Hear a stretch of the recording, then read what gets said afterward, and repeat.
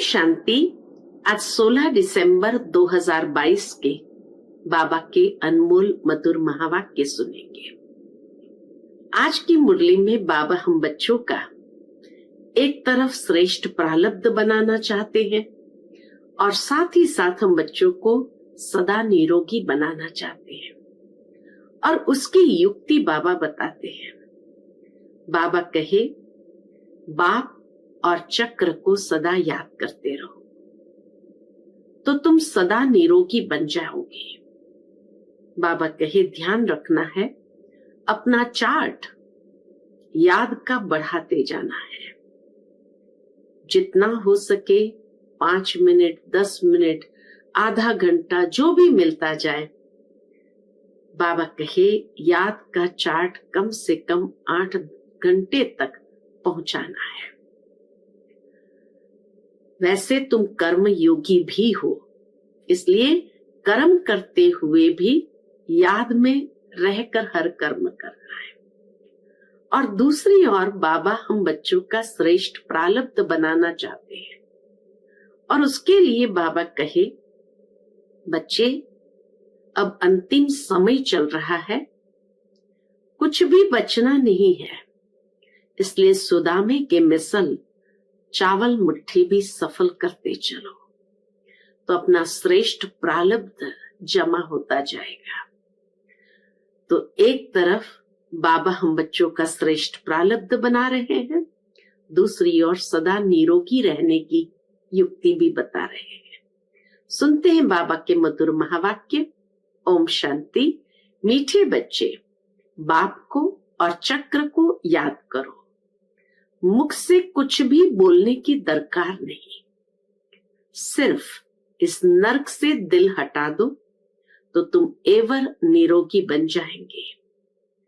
आज की मुरली से प्रश्न है, बाप डायरेक्ट आकर अपने बच्चों की श्रेष्ठ प्रारब्ध बनाने के लिए कौन सी राय देते हैं? उत्तर है, बच्चे अब तुम्हारा सब कुछ खत्म होने वाला है, कुछ भी काम नहीं आएगा, इसलिए सुदामे की तरह अपनी भविष्य प्रारब्ध बना लो। बाप डायरेक्ट आया है तो अपना सब कुछ सफल कर लो। हॉस्पिटल कम कॉलेज खोल दो जिससे बहुतों का कल्याण हो। सबको रास्ता बताओ, श्रीमत पर सदा चलते रहो। ओम शांति। बेहद का बाप बच्चों को समझा रहे हैं। समझाया उसको जाता है जो बेसमझ होते हैं। तुम जानते हो कि बरोबर सब पतित है और पतित पावन बाप को याद करते हैं। पतित मनुष्य को जरूर बेसमझ कहेंगे। सभी बुलाते हैं कि हे पतित पावन, आकर हमको पावन बनाओ। भारतवासी जानते हैं कि सतयुग में ये भारत पावन था, पावन गृहस्थ धर्म था। इस समय पतित गृहस्थ अधर्म है। धर्मात्मा पावन को कहा जाता है। इस भारत में 5000 वर्ष पहले जब लक्ष्मी नारायण का राज्य था तो उसको पावन राज्य कहा जाता था। नर और नारी दोनों पावन थे। बाप बैठ समझाते हैं, आधा कल्प से भक्ति मार्ग चला है। जप तप आदि करना, वेद अध्ययन करना, ये सब भक्ति मार्ग है। इससे मुझे कोई प्राप्त नहीं कर सकता। मुझ बाप को जानते ही नहीं है। ये सब waste of time, waste of energy करते हैं। द्वापर से लेकर भक्ति मार्ग शुरू होता है, फिर देवताएं वाम मार्ग में जाते हैं। लाखों करोड़ों रुपया खर्च कर देवताओं के मंदिर बनाते हैं। सोमनाथ का मंदिर कितना हीरे जवाहरों से सजा हुआ था। उस समय के हिसाब अनुसार करोड़ों रुपए खर्च नहीं किया होगा। उस समय के हिसाब से बाबा कहे करोड़ों रुपया खर्च नहीं किया होगा, क्योंकि उस समय तो हीरे जवाहरत आदि का दाम कुछ भी नहीं रहता। इस समय अगर वह मंदिर होता तो अथाह पद्मों की मिल्कियत हो जाए। अब बाप समझाते हैं, क्या समझाते हैं? मीठे बच्चे, वेद शास्त्र अध्ययन करना यह भक्ति है, उसको ज्ञान नहीं कहा जाता। सतयुग में तीर्थ आदि नहीं मानते हैं। गंगा जमुना नदियां तो सतयुग में भी थी, अभी भी है। सतयुग में कोई तीर्थ करने के लिए नदियां नहीं थी। बाप तो है ज्ञान का सागर, वह बैठ ज्ञान देते हैं। आधा कल्प ये भक्ति चलती है। पहले अव्यभिचारी भक्ति होती है, शिव की ही पूजा करते हैं, फिर देवताओं की। अभी तो भक्ति व्यभिचारी हो गई है। भक्ति करते, शास्त्र आदि पढ़ते रहते हैं तो सब भगत हो गए। सजनिया मुझ एक साजन को याद करती है। भक्तों की रक्षा करने वाला है भगवान, तो जरूर भक्ति में तकलीफ होती है। तब तो कहते हैं आकर हमको लिबरेट करो, दुख से मुक्त करो, गाइड बन मुक्ति धाम में ले चलो। उनको ये पता नहीं है कि भगवान कौन है। शिव व शंकर के मंदिर में जाते हैं, शिव शंकर को इकट्ठा कर दिया है दोनों अलग अलग। वह निराकार, वह सूक्ष्म शरीरधारी, वह मूल वतन में रहने वाला, वह सूक्ष्म वतन में रहने वाला। तो बाप समझाते हैं, मंदिर में बैल दिखाते हैं, समझते हैं शिव शंकर की बैल पर सवारी थी। अब शिव के लिए कहते हैं वह सर्वव्यापी है। ऐसे नहीं कहेंगे कि शिव शंकर सर्वव्यापी है। एक परम पिता परमात्मा निराकार को कहते हैं। अब बाप कहते हैं, देखो मैं निराकार तुमको कैसे पढ़ाता हूं। बैल पर कोई सवारी थोड़ी होती है। हमारी सवारी बैल पर क्यों दिखाई है? मैं तो साधारण मनुष्य तन में प्रवेश करके आता हूं। इनके 84 जन्मों की कहानी बैठ तुमको सुनाता हूं। तुम भी ब्रह्मा मुख वंशावली आकर बने हो। इनका नाम है भागीरथ, अर्थात भाग्यशाली रथ, क्योंकि पहले पहले यह सुनते हैं। सबसे पहले शिव बाबा जो सुनाते हैं ब्रह्मा बाबा सुनते हैं, और यही सौभाग्यशाली है। सतयुग में बहुत थोड़े होते हैं, बाकी सब आत्माएं वापस चली जाती है अपने घर जहां से आई है। यह कर्म क्षेत्र है, सृष्टि का चक्र फिरता रहता है।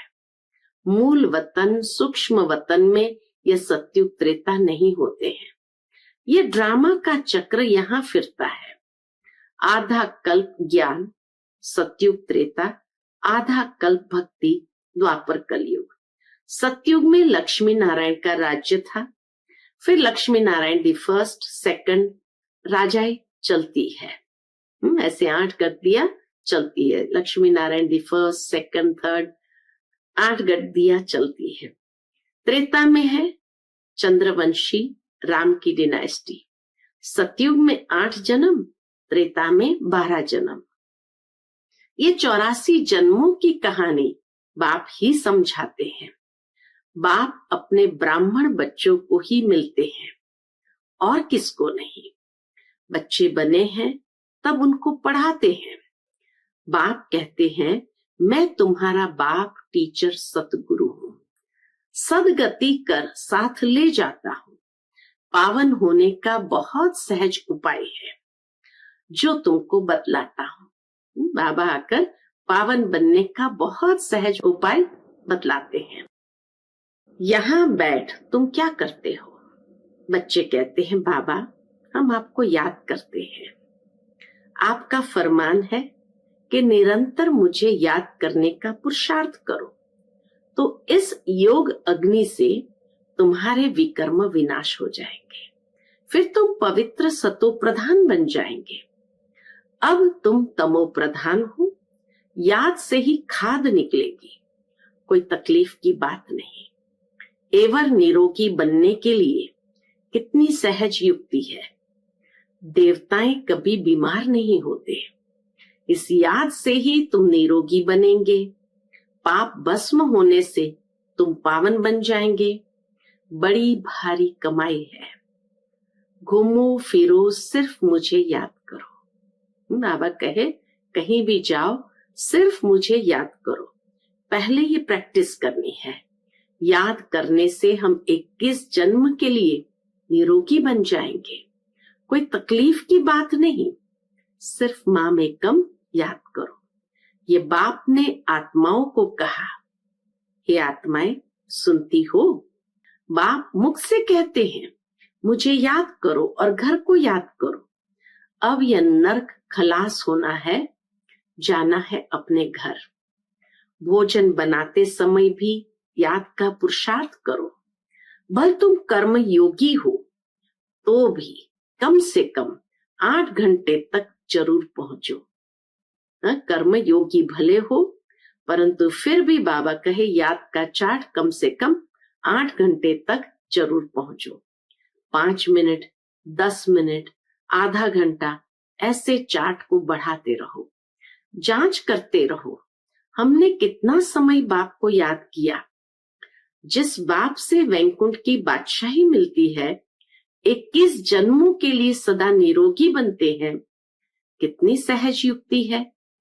चक्र का नॉलेज समझाया है कि चोटी ब्राह्मण, देवता, क्षत्रिय, वैश्य, शूद्र, यह चक्र याद करना है।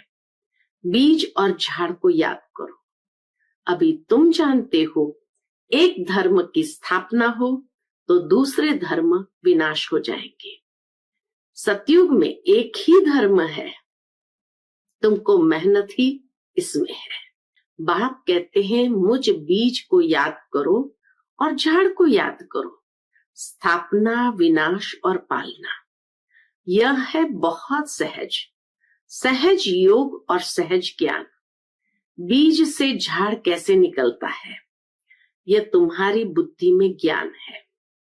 रहो भल गृहस्थ में परंतु पवित्र रहना है। यह तो अच्छा है ना। बाप कहते हैं 63 जन्म तुमने नरक में गोते खाए हैं, पाप किए, अब बिल्कुल ही पाप आत्मा बन पड़े हो। रावण की मत पर चलते आए हो।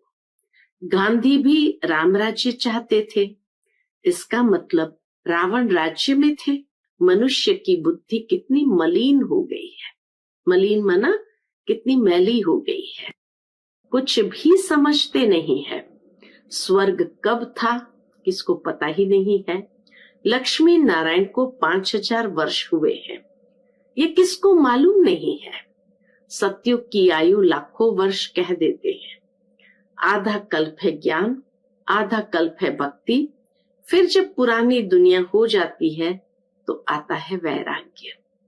इस नरक से दिल हटा देते हैं। तुम यहाँ बैठे हो, बहुत कमाई करते हो। बाबा कहे तुम यहाँ बैठे हो लेकिन बैठे बैठे बहुत कमाई करते हो। बाप कहते हैं तुम चक्रवर्ती राजा बनते हो। यह तुम्हारा अंतिम 84वां जन्म है। विनाश सामने खड़ा है। मृत्यु लोक का विनाश, अमर लोक की स्थापना हो रही है।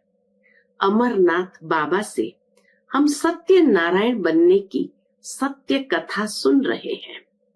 है एक कथा, शास्त्र आदि कितने ढेर बनाए हैं, करोड़ पदम रुपए खर्च करते हैं, है सब झूठ। बाप सच बताए, सचखंड की स्थापना करते हैं। कितना अच्छी रीति समझाया जाता है। कैसी भी अबलाएं, गणिकाएं, अहिल्याएं उस स्वर्ग का मालिक बन सकती है। तुम्हारे पास अभी क्या रखा है? अमेरिका में क्या है? बड़े बड़े महल है, वह तो अभी गिरे के गिरे। स्वर्ग में तो अकिचार धन था, यहाँ तो धन है ही नहीं। अमेरिका के व्हाइट हाउस को क्या लूटेंगे? कुछ भी रखा नहीं है। वह सतयुग में तो गरीब से गरीब का महल भी यहाँ से अच्छा होगा, व्हाइट हाउस से भी अच्छा होगा। चांदी सोना लगा हुआ होगा, वहां सब सस्ताई रहती है, सबको अपनी जमीन रहती है। सुदामे का मिसाल है ना। भक्ति मार्ग में 2 मुट्ठी ईश्वर अर्थ देते आए हो। कोई 5, 10, 100 रुपया भी दान करते हैं, जिसका एवजा दूसरे जन्म में मिलता है। इसलिए ही मनुष्य दान पुण्य आदि करते हैं।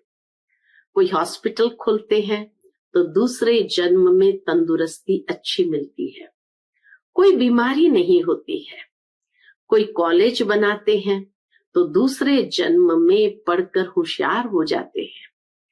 एक जन्म का फल दूसरे जन्म में मिलता है। अब परम पिता परमात्मा निराकार बाप तो दाता है। बाप कहते हैं, बच्चे एक हॉस्पिटल कम कॉलेज खोलो, इसमें बहुतों का कल्याण होगा। इसका फल तुमको 21 जन्म के लिए मिलेगा।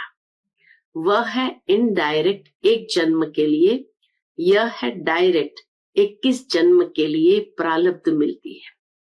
क्योंकि अब बाप डायरेक्ट बैठे हैं, समझाते हैं तुम्हारा सब कुछ खत्म होने वाला है।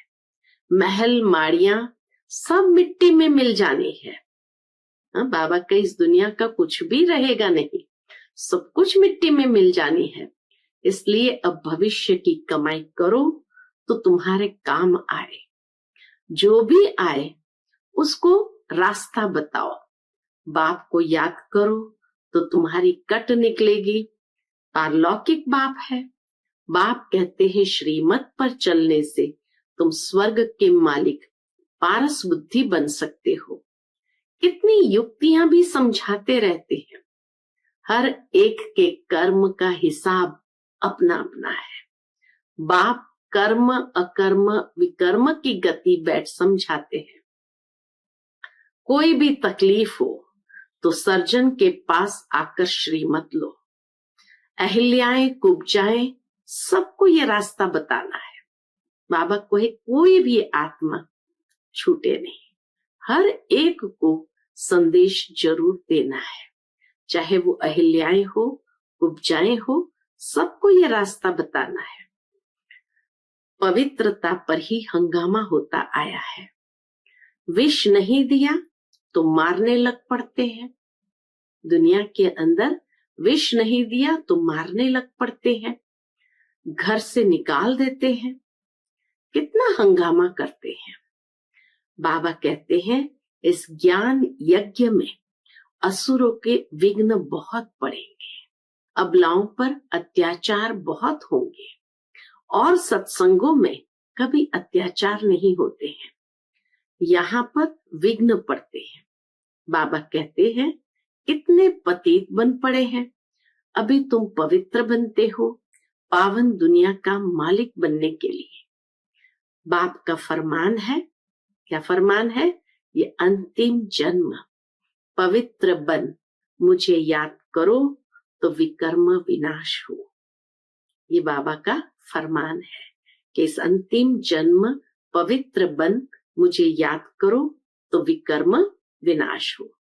इसका नाम ही है सहज राजयोग और कोई शास्त्र में ये युक्ति नहीं है। गीता में है देह के सब धर्म त्याग, मुझ अपने बाप को याद करो।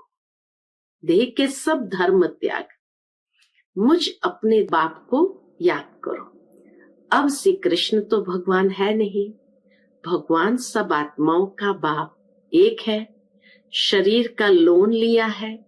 यह है सौभाग्यशाली रथ। ब्रह्मा बाबा का है भाग्यशाली रथ। इनको खुशी तो होती है, ब्रह्मा बाबा को खुशी तो होती है कि मेरा शरीर भगवान काम में लाते हैं। इस शरीर में बाप आकर सबका कल्याण करते हैं, बाकी बैल आदि नहीं है। बाकी बाबा कहे बैल नहीं है। इन बातों को नया क्या समझे। अच्छा, मीठे मीठे सिकिलते बच्चों प्रति माता पिता बाप दादा का याद प्यार और गुड मॉर्निंग। रूहानी बाप की रूहानी बच्चों को नमस्ते। हम सब रूहानी बच्चों की रूहानी माता पिता बाप दादा को याद प्यार गुड मॉर्निंग और नमस्ते नमस्ते, शुक्रिया बाबा, शुक्रिया। आज की मुरली से धारणा के लिए मुख्य सार है। पहली पॉइंट, इस अंतिम जन्म में संपूर्ण पवित्र बन बाप की याद में ही रहना है। इस पतित दुनिया से दिल हटा देना है। दूसरी पॉइंट, स्वदर्शन चक्रधारी बनना है। हॉस्पिटल कम कॉलेज खोल अनेकों का कल्याण करना है। हर कदम पर सुप्रीम सर्जन से श्रीमत लेनी है। आज का बाप दादा का मधुर वरदान हम बच्चों के प्रति है। दिव्य बुद्धि द्वारा त्रिकालदर्शी स्थिति का अनुभव करने वाले सफलता मूर्त भव। दिव्य बुद्धि द्वारा त्रिकालदर्शी स्थिति का अनुभव करने वाले सफलता मूर्त भव। ब्राह्मण जन्म की विशेष सौगात दिव्य बुद्धि है। इस दिव्य बुद्धि द्वारा बाप को, अपने आप को और तीनों कालों को स्पष्ट जान सकते हो। दिव्य बुद्धि से ही याद द्वारा सर्व शक्तियों को धारण कर सकते हो। दिव्य बुद्धि त्रिकालदर्शी स्थिति का अनुभव कराती है। उनके सामने तीनों ही काल स्पष्ट होते हैं। कहा भी जाता है, जो सोचो, जो बोलो, आगे पीछे का सोच समझ कर करो। परिणाम को जानकर कर्म करने से सफलता अवश्य होती है। परिणाम को जानकर कर्म करने से सफलता अवश्य होती है। आज का स्लोगन है, यथार्थ निर्णय देना है तो रूहानी फकुर नशे द्वारा बेफिक्र स्थिति में स्थित रहो। यथार्थ निर्णय देना है तो रूहानी नशे द्वारा बेफिक्र स्थिति में स्थित रहो। अच्छा, Om Shanti. Piece of mind channel को लाइक करें, सब्सक्राइब करें और हमारी लेटेस्ट वीडियोस देखने के लिए बेल आइकन को प्रेस करें।